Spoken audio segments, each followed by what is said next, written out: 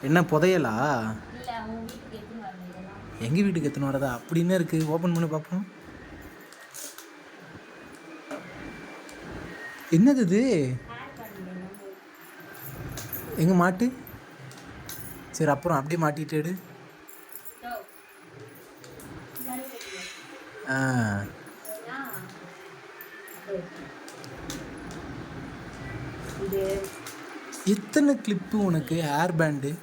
இதோ புசு புசுன்னு இருக்கு. இதோ 5 இது 6. வச்சது. எத்தனை ஹேர் பேண்டு? 7. ஃபேஸ் பேக் போடும்போதெல்லாம் போடுவாங்கல்ல. ஆ அது.